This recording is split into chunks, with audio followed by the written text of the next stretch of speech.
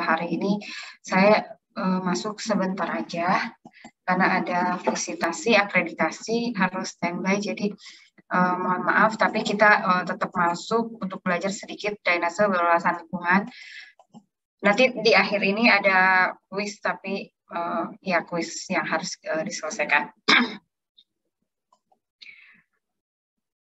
Untuk drainase berwawasan lingkungan, ini adalah konsep drainase yang ini udah bisa dimulai ya. Udah ada 3 udah.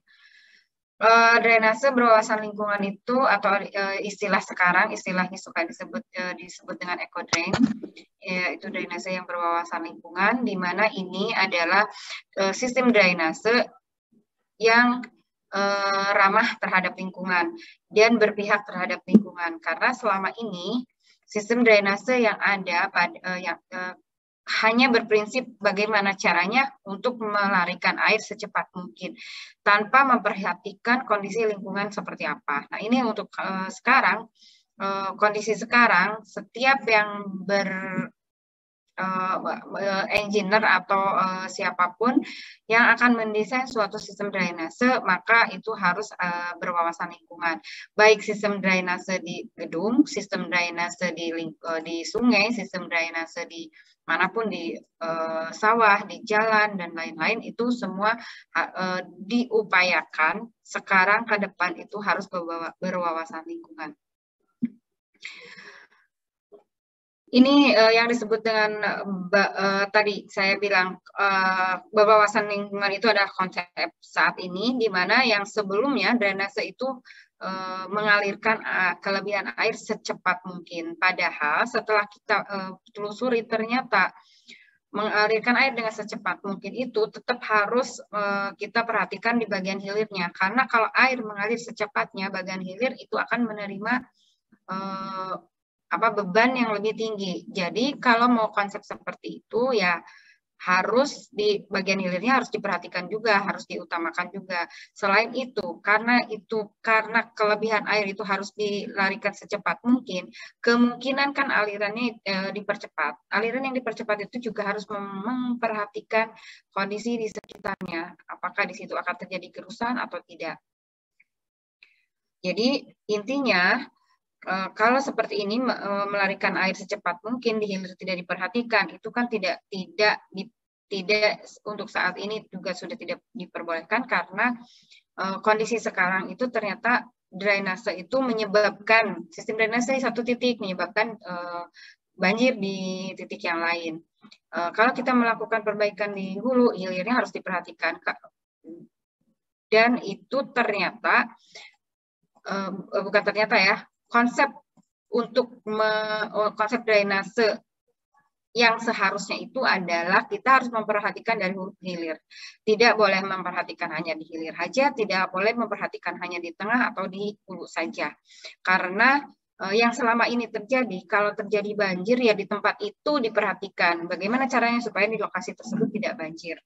Ternyata kalau mungkin ada istilah memindahkan banjir, itu kan masyarakat sekarang banyak istilahnya memindahkan banjir. Yaitu itu adalah karena proses perbaikan sistem drainase itu adalah secara parsial, tidak dari hulu ke hilir. Jadi terkesan banjirnya itu dipindahkan, karena di lokasi tersebut aman, di lokasi lain yang menerima kelebihan air yang sangat cepat itu akan menimbulkan banjir. Nah, ini tadi selain yang disebut dengan konsep eco-drain itu adalah benar-benar memperhatikan kondisi lingkungan. Kita bisa lihat di sini respon alam terhadap air hujan. Di sini di gambar yang sebelah kiri evapotranspirasinya sangat tinggi karena ini terjadi banyak pohon, sehingga terjadi penyimpanan air yang tinggi dan resapan airnya pun tinggi karena di tanahnya itu merupakan tanah yang adalah tanah yang mempunyai C-nya yang masih kecil. Sedangkan kalau kondisi seperti ini, run off-nya pun akan kecil. Nah, kebalikannya kalau kita lihat kondisi sekarang, kondisi yang ada yang sekarang ada di lingkungan kita adalah kondisi seperti yang sebelah kanan. yaitu jelaslah semua berbalik dengan kondisi sebelah kiri. Nah, sekarang bagaimana kita menghadapi persoalan ini? Kita harus mengembalikan ke konsep berwawasan lingkungan. Kenapa harus demikian? Kalau kita melihat tadi, kondisi alam yang masih hijau dengan kondisi alam yang sudah terbangun, kalau kita hitung kondisi alamnya yang masih terbangun, dia akan mempunyai titik puncak hidrograf yang rendah. Kita bisa lihat di sebelah kanan. Titik puncak hidrografnya artinya runoff yang mengalir di permukaan itu rendah. Tapi ketika tiba-tiba dibangun, runoff-nya itu kan karena C-nya itu besar, runoff-nya itu menjadi tinggi. Nah, ini ada perbedaan debit puncak yang setelah dibangun dan sebelum dibangun itu sangat besar sekali. Kalau kita dulu menerima sistem drainase itu menerima debit sebesar yang bawah yang pandai, tiba-tiba harus menerima beban yang tinggi ini, yaitu jelas lah kemampuan dari sistem drainasenya itu tidak sesuai. Maka yang harus kita upayakan bagaimana caranya supaya kita kembali ke istilahnya kita kembali memperhatikan lingkungan supaya kondisi evapotranspirasi, simpanan air, resapan dan runoff-nya itu tidak sesuai sehingga menghasilkan debit hidrograf yang diharapkan. Nah, ini kalau kondisi kawasan resapan air kan seperti ini, kelimpasannya 25%, resapannya 75%. Kondisi sekarang itu sudah kebalikannya, karena di sini sudah banyak rumah-rumah, sehingga kondisinya menjadi kebalikannya. Kenapa ini beresapan 75%? Karena kan air semua terjadi infiltrasi lebih banyak ke dalam, sedangkan runoff-nya juga karena koefisiennya itu rendah, maka runoff-nya pun kecil, sehingga limpasan yang terjadi itu akan kecil karena lebih banyak resapan. Nah, ini kondisi sekarang, kondisinya sudah kebalikannya. Limpasan banjirnya sudah 75%, resapannya sudah 25% karena banyak wilayah-wilayah yang terbangun. Nah, kenapa hal itu bisa terjadi? Yaitu memang tantangan kita bahwa kita itu tetap membangun terus karena pertumbuhan ekonomi dan pertumbuhan penduduk, ya terus kita membangun. Tetapi ini tidak memperhatikan kondisi alam kita seperti apa. Memang karena pertumbuhan ekonomi, pertumbuhan penduduk, maka kebutuhan akan lahan itu akan meningkat. Sehingga perubahan alih fungsi lahan pun akan meningkat. Dan akhirnya terjadilah perubahan kondisi hidrologis, di mana di sini terjadi peningkatan runoff dan berkurangnya infiltrasi dan evapotranspirasi. Ini bisa dilihat di sini. Kalau dulunya itu adalah runoff itu hanya 10%, tidak ada rumah dan lain-lain, begitu dibangun satu rumah saja sudah meningkat jadi 20%. Begitu ditambah lagi satu rumah, ditambah lagi makin meningkat, begitu ditambah gedung dan lain-lain ya, jadi terbalik kondisi alam yang lama dengan yang sekarang. Nah, ini bisa kita lihat di Permen nomor 12, Permen PU ya, Permen PU nomor 12 tahun 2014. Di sini sudah direncanakan sistem drainase konsep konvensional yang lama itu sudah diganti dengan konsep drainase yang berwawasan lingkungan, di mana di sini kita harus tetap memperhatikan kondisi hidrografnya, di mana di dalamnya itu adalah bagaimana caranya supaya upaya pengelolaan air kelebihan itu dengan cara apa supaya itu tidak terjadi yang sekaligus. Jadi kita harus berpikir untuk saat ini bagaimana cara air yang turun itu kita tampung, kita resapkan, terus kita alirkan sehingga tidak menimbulkan genangan bagi lingkungannya. Nah, bagaimana cara itu? Karena dalam permen tersebut walaupun terjadi perubahan tata guna lahan, tapi kita tetap akan mengaplikasikan konsep zero delta Q. Di situ memang sudah dicantumkan juga bahwa konsep-konsep drainase kita harus menuju zero delta Q. Walaupun mungkin ada yang bilang mustahil, tapi kan arah kita ke sana sekarang itu sudah mencapai berapa itu yang menjadi, ya kan kita tidak mungkin juga secara langsung kita bisa melakukan zero delta Q, enggak, itu juga perlu waktu yang lama. Nah, maksud zero delta Q itu adalah keharusan agar setiap bangunan yang terbangun di suatu wilayah itu tidak boleh mengakibatkan bertambahnya debit dari limpasan air hujan ke sistem saluran drainase yang masuk atau ke dalam sistem wilayah sungai tersebut. Artinya yang tadi, bagaimana caranya supaya kelebihan air hujan yang sekarang bertambah itu tidak secara bersamaan sampai di hilir. Ya tadi dengan cara menampung, meresapkan, mengalirkan, apapun itu banyak teknologinya sekarang untuk mencapai itu. Karena tidak bisa dihindari di perkotaan itu yang namanya urbanisasi itu pasti tinggi, sehingga kondisinya akan seperti ini. Dari hujan tuh infiltrasi hanya sedikit, yang besarnya itu adalah evapotranspirasi dan runoff-nya.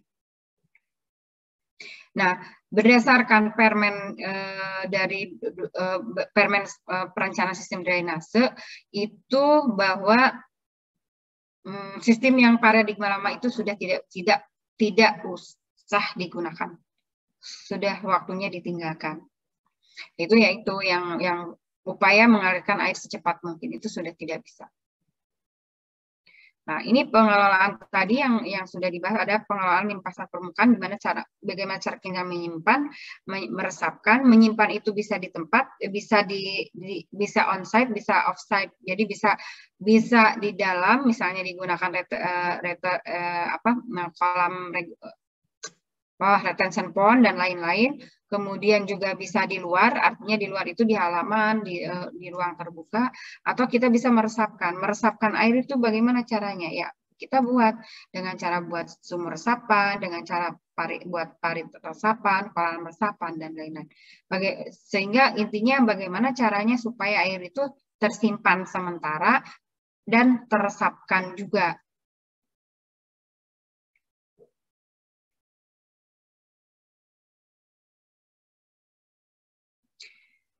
Nah ini ya, kenapa tadi kita harus melakukan sistem drainase secara terintegrasi antara hulu ke hilir. Karena selama ini kita masih berpikir bagaimana caranya mengalirkan air secepat mungkin untuk konsep drainase, maka kita sekarang dengan konsep ekohidrolik itu kita akan mengembalikan pola pikir masyarakat itu bagaimana caranya atau apa yang harus dilakukan untuk mengembangkan atau untuk untuk mengembangkan apa yang sudah dicanangkan oleh pemerintah. Yang sulit itu kan nanti yang akan melaksanakan semua ini adalah masyarakat. Nah, bagaimana caranya merubah paradigma yang lama ke paradigma yang baru. Lihat, paradigma yang lama itu biasanya dia melakukan upaya untuk membuat saluran-saluran pembuang dari titik genangan ke arah sungai dengan kemiringan yang cukup untuk membuang air genangan secepat-cepatnya. Ini efeknya banyak karena dengan membuang air secepatnya di hilir akan terjadi kapasitas yang jauh lebih besar, dan juga di daerah di sungai yang mengalirkannya pun dia akan mengalami gerusan karena mempunyai kecepatan yang tinggi, akan menggerus dari sekitar sungai. Tapi yang baru ini, konsep lingkungan diselesaikan dengan memperhatikan kondisi sumber daya airnya, kondisi sumber daya air dan lingkungan. Yang harus diperhatikan itu adalah dari hulu sampai hilir secara komprehensif. Tidak ada bagian-bagian mana dulu yang akan diselesaikan. Itu harus terintegrasi dari hulu ke hilir. Itu konsep paradigma baru sekarang.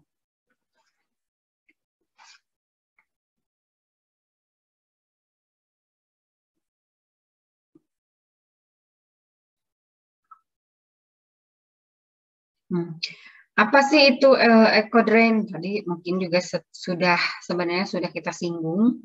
Eco-drain itu adalah upaya pengelolaan air kelebihan dengan cara menampung, meresapkan, mengalirkan, dan memelihara sehingga tidak menimbulkan genangan. Karena genangan-genangan ini yang akan mengakibatkan atau akan membahayakan lingkungannya. Jadi yang tadi kita harus tahu, kita harus berpikir bagaimana caranya melakukan TRAP ini. Nah, dengan adanya eco-drain tentu sebetulnya sudah tidak usah dijelaskan, juga tadi sudah terbayang ya. Kalau dengan adanya eco-drain itu otomatis sistem drainase itu akan ramah lingkungan. Karena apa? Kan tadi kita merencanakan supaya ramah lingkungan itu ada pohonnya, ada yang lainnya, sehingga hal ini akan menghindari terjadinya banjir karena banyak terjadi infiltrasi. Kemudian karena kita mempertahankan kondisi lingkungan, maka akan terhindar dari kondisi longsor. Karena selain fluktuasi tanahnya yang fluktuasi debit yang tidak terlalu ekstrim, juga tidak terlalu mempunyai kecepatan yang tinggi yang akan merusak lingkungan. Selain itu, karena banyaknya penghijauan, maka flora dan fauna pun akan tumbuh lebih baik lagi. Selama ini, kenapa coba lihat kita di kota-kota, ada sungai tapi tidak ada flora dan fauna, tidak ada ikan sama sekali. Itu karena kondisi alamnya yang tidak mendukung untuk ikan itu kembali ke lokasi, atau sistem dari flora dan fauna ini tidak memungkinkan untuk kembali ke lokasi tersebut.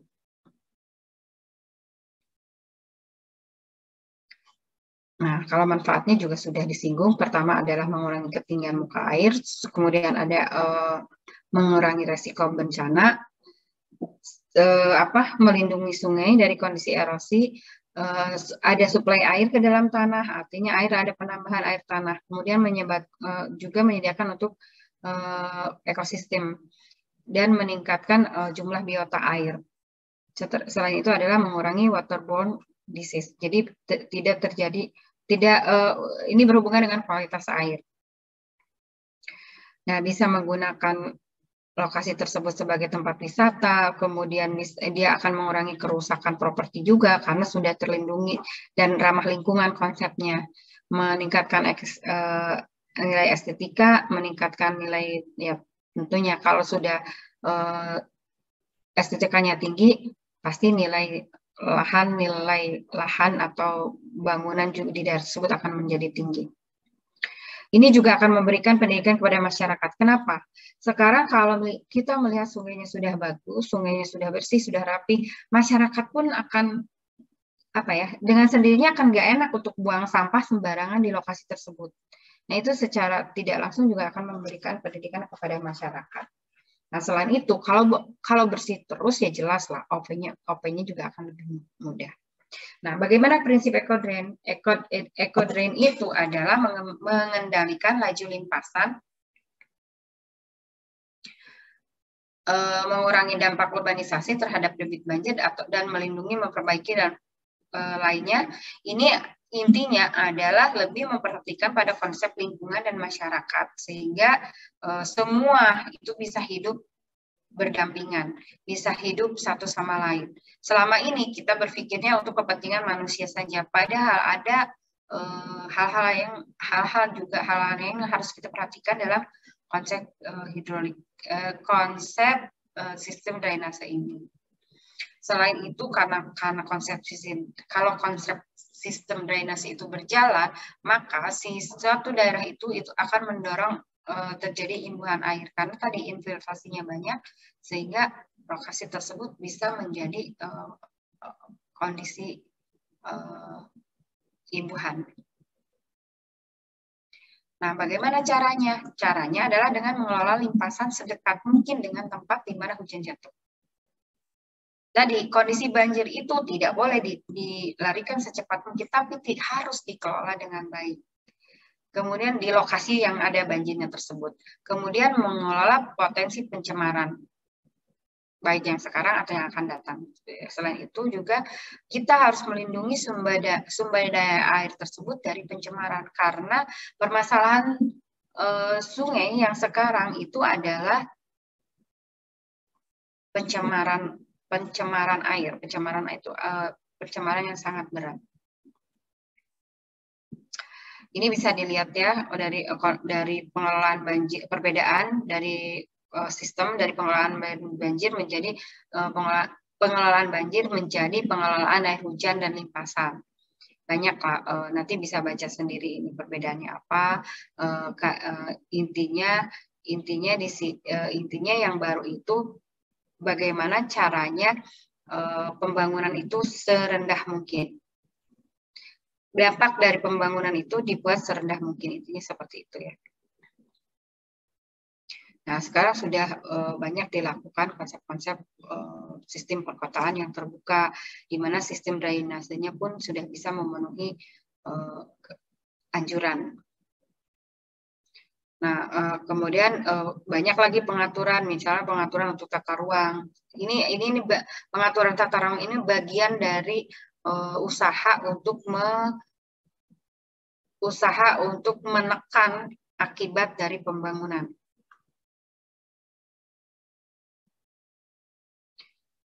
Ini ya, kawasan-kawasan juga jadi lebih indah. Mungkin kita sekarang sudah banyak di daerah Jakarta, di daerah Bogor, konsep-konsep seperti ini itu sudah ada.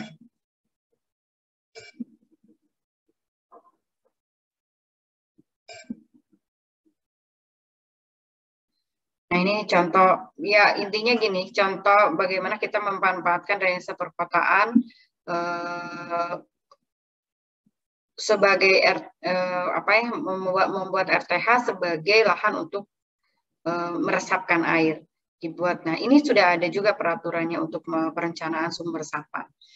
Ada nanti mungkin bisa ini sendiri ya. Yang penting di sini adalah konsepnya bagaimana. Tadi sumber resapan. Nah, sumber resapan itu kita tahu air yang masuk ke dalam itu air turun hujan akan masuk ke dalam sumber resapan, sehingga dia akan mengurangi air yang akan mengalir atau run off pada saat tersebut. Jadi konsepnya itu bisa seperti ini. Pada saat kondisi sekarang itu volume tampungannya adalah 3.400. Tapi tadi ada beberapa, nah ini kan ini pasti ada volume tampungannya ya. Setelah volume kita bikin beberapa, ini contohnya adalah di Ciliwung, ada beberapa sumur resapan, maka pada kondisi setelah ada sumur resapan itu, air yang mengalir saat itu karena tertampung oleh sumur resapan, maka yang langsung menjadi runoff itu menjadi turun dari 342,2 meter kubik per detik menjadi 2.500 meter kubik per detik. Ini kan lumayan ya. Ini bisa menahan air yang terjadi, limpasan yang terjadi. Nah, contoh bagaimana membangun pembangunan yang rendah terhadap dampak itu ya ini, kita harus memperhatikan kondisi hidrograf yang akan terjadi. Dengan cara bagaimana? Kalau kita ini ada suatu kawasan, di kawasan tersebut itu buatlah di berbagai lokasi itu pon-pon untuk menahan air sementara, maka yang mengalir itu akan sedikit. Yang banyak ya, konsep drainase itu banyak keuntungannya. Nah, ini mungkin bisa dibaca sendiri ya, nanti ini ada beberapa metode, ada beberapa teknologi yang bisa digunakan untuk mengurangi runoff. Yang tadi sumber resapan, ada RWH. RWH itu adalah panen air hujan yang dimana biasanya melalui panen air hujan itu di penampungan air hujan di rumah ya, di rumah-rumah. Itu nanti bisa dipelajari sendiri ya di sini. Ya, kita tampungan dari rumah. Kalau setiap rumah itu bisa menampung air, tentunya akan mengurangi run off yang akan terjadi. Jadi kapasitas yang ada itu tentunya akan cukup. Banyak ya tipe-tipenya. Ada bisa seperti ini, yaitu ada tampungan, bisa juga ditampung seperti ini. Itu tergantung dari kondisi rumah dan kemampuannya ya. Yang jelas prinsipnya bagaimana caranya air ini ditampung dulu. Nah, air yang ditampung itu selain bisa dimanfaatkan karena ini air hujan ya. Kalau di rumah-rumah mungkin seperti ini kan dia tidak bisa mengelola air hujan untuk dijadikan air minum karena itu membutuhkan biaya. Ya untuk kebutuhan yang lain berarti kebutuhan air minum bisa dicarikan dari yang lain yang ada. Tentunya di lokasi tersebut juga akan diperhatikan lah air minum seperti apa. Nah ini bisa digunakan untuk kebutuhan rumah tangga dan lain-lain. Kalau di kota mungkin cuci mobil, siram tanaman dan lain-lain. Konsepnya seperti ini.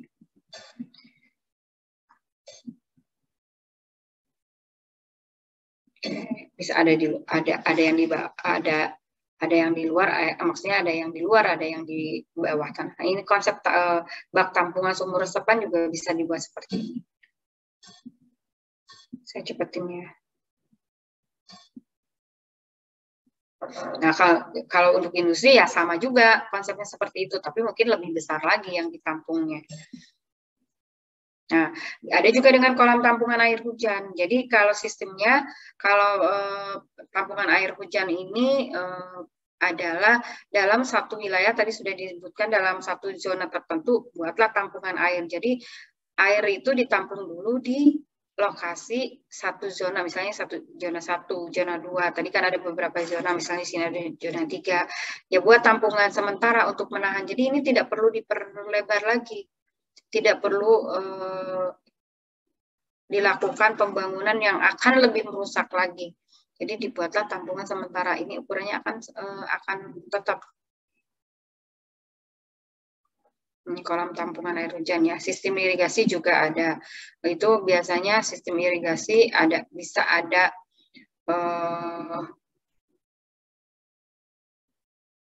di area pertanian pun tetap kita harus buat kolam-kolam konservasi supaya tetap ada infiltrasi yang bisa menambah atau recharge ke air tanah.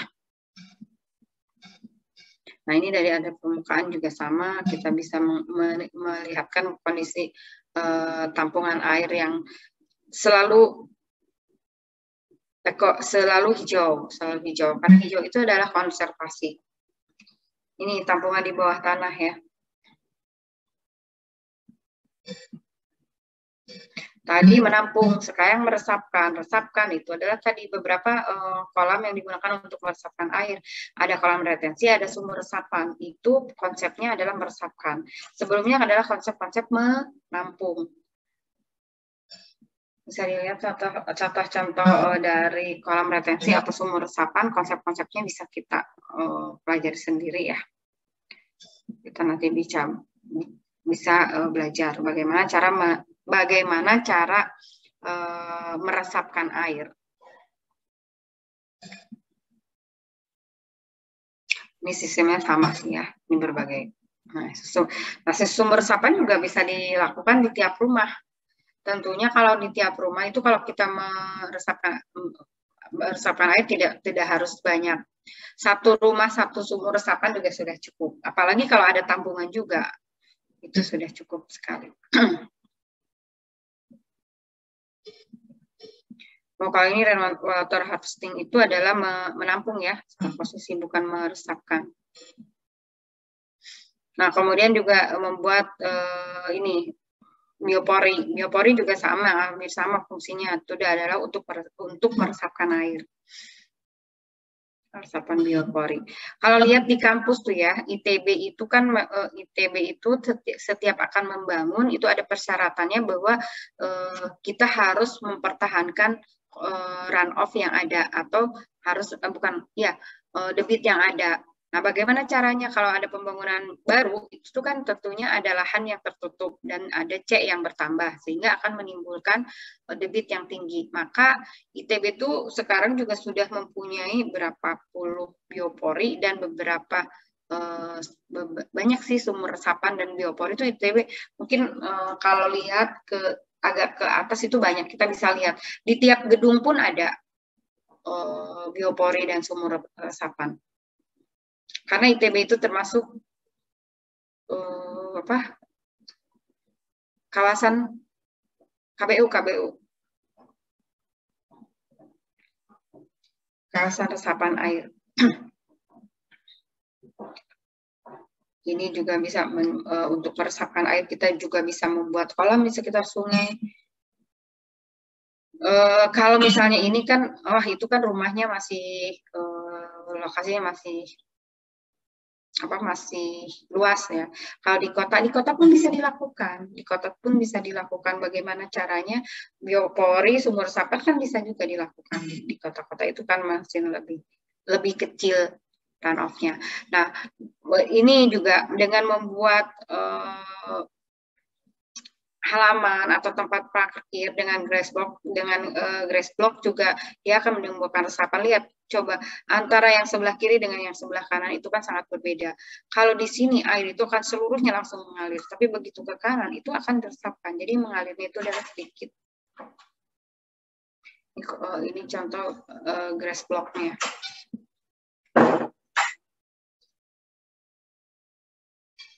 Grass block, paving lot, atau roof garden. Roof garden itu akan menahan air ya.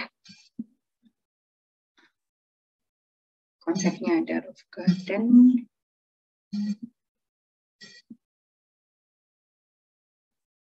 Ada permeable drainase, jadi intinya di saluran tersebut dibuat konsep hijau. Nah, seperti ini kan eco drain, kita bisa lihat.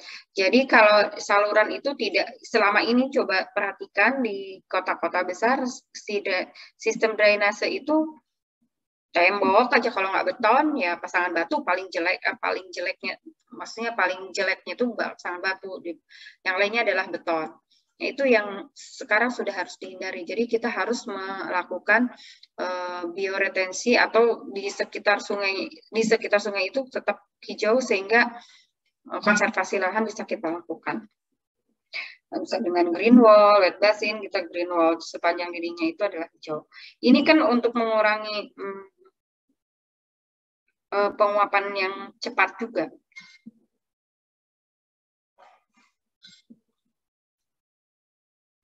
Nah, ini standar perhitungan itu bisa dilihat ya, bisa di ini ada beberapa perhitungan untuk hidrologi. Sebetulnya hidrologi secara umum, hidrologi untuk konsep drainase ada beberapa step, ini biasa bisa dipelajari. Di sini ada yang penting konsepnya yang harus kita tahu. Debit yang keluarnya tetap CIA karena sistem drainase itu biasanya dasnya itu kecil-kecil.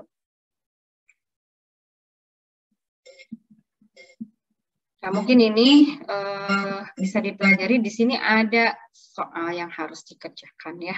Tadi filenya saya sudah kasih ke ketua kelasnya ya. Jadi ini bisa dikerjakan lah. Gimana? Ada pertanyaan nggak? Tadi saya janjinya mau jam 8 saya harus standby. Ada pertanyaan nggak?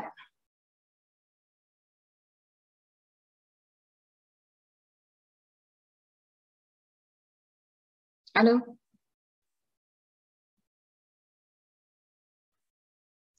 Ini pengumpulan kapan, Bu ya? Kenapa? Pengumpulannya kapan? Oh, harusnya sih kira-kira 2 jam ini bisa nggak? Pertanyaannya gitu dulu. Kalau nggak bisa ya sebelum ujian aja.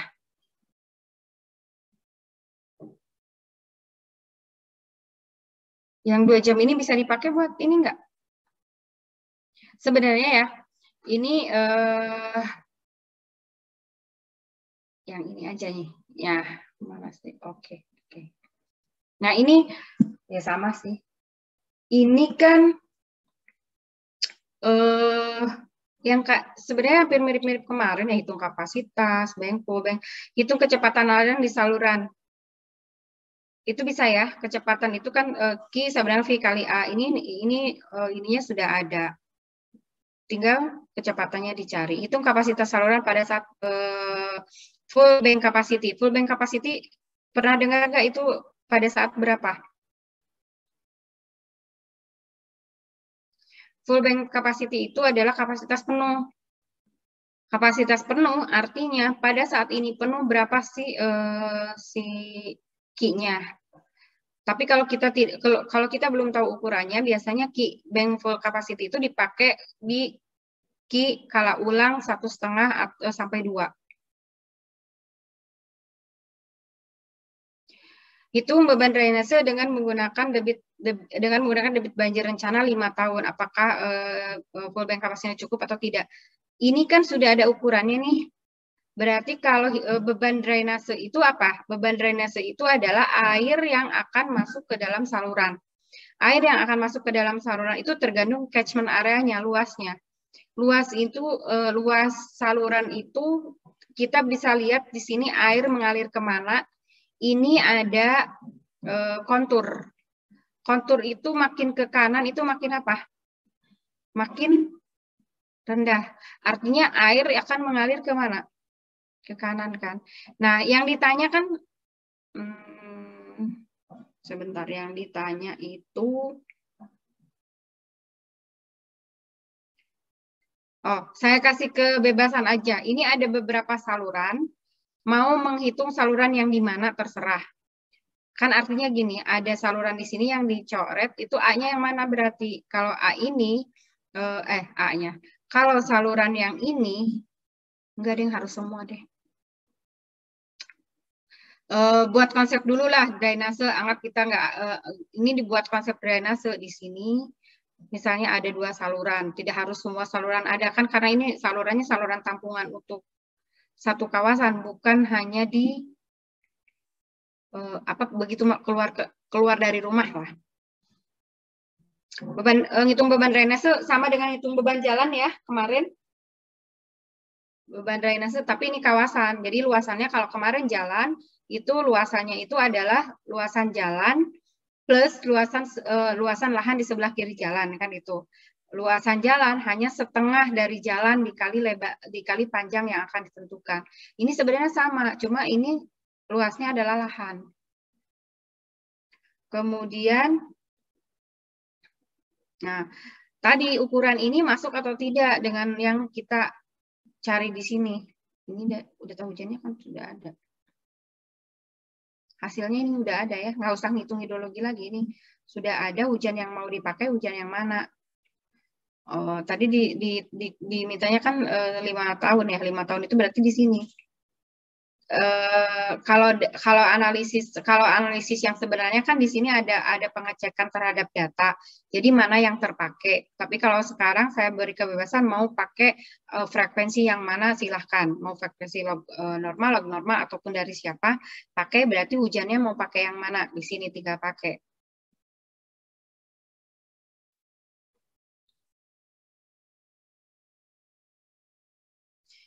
Bila tidak cukup, berarti ini harus dirubah beberapa. Bila cukup, apa yang sekiranya menyebabkan saluran tersebut meluap? Itu. Ada pertanyaan nggak? Ini ininya ya. Ini ada jenis material yang akan dipakai, koefisiennya bisa pakai di sini. Kemudian ini rumus untuk menentukan lebar, keliling basah dan lain-lain dari saluran. Di mana saluran ini saluran trapesium ya. Trapesium berarti bisa kita gunakan yang ini. Rumusnya. Ada pertanyaan lagi nggak?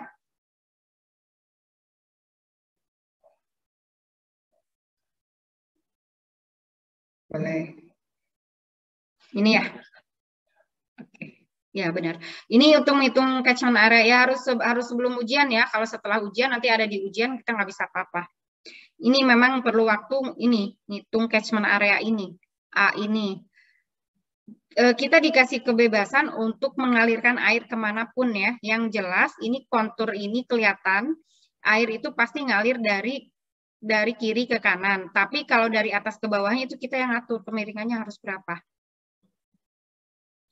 Analisis hidrologinya sebenarnya ada sebelumnya ya, di pertemuan-pertemuan sebelumnya sudah disinggung, dan di kuliah hidrologi pun sudah belajar, tapi ini sudah dikasih proses analisis hidrologinya, sudah ada ininya, frekuensinya. Oke, dikumpulkannya sebelum ujian berarti ya. Sebelum ujian atau bareng dengan ujian juga nggak apa-apa. Bareng dengan ujian, tidak boleh lewat dari ujian. Oke. Mungkin sampai di sini dulu ya. Kamu sudah datang ternyata. Mohon maaf. Sebenarnya anggaplah waktu dua jam ini tetap digunakan boleh untuk berdiskusi untuk bagaimana cara menyelesaikan ini. Jangan sampai ini disimpan pas nanti aja pas mau ujian dikumpulkan, itu waktunya akan cukup. Semalam itu belum tentu bisa mengerjakan ini ya. Pakai diskusi, manfaatkan waktunya sekarang untuk mengerjakan ini, seselesainya dilanjut kapan gitu ya. Oke, mungkin itu siapa, Nicholas ya ketuanya. Oke. Sampai di sini dulu. Saya kalau di foto belum pakai kerodang yang baik. Oke. Ininya sudah dikasih ya. Kalau untuk ujian apa yang sudah pernah dikasih, apa yang sudah pernah dikerjakan itu pelajari. Untuk yang masalah hidrologi juga ya intinya kan hidrologi. Ya buka ulang pada saat waktu itu kuliah hidrologi itu kita belajar apa saja yang dibutuhkan di sini dari data-data hidrologi. Jangan sampai terhambat di masalah hidrologi karena kita memperhatikan masalah drainasenya. Hidrologi dan hidrolika itu harus di ini. Oke, mungkin di foto dulu aja ya sebentar. Tapi saya nggak apa-apa.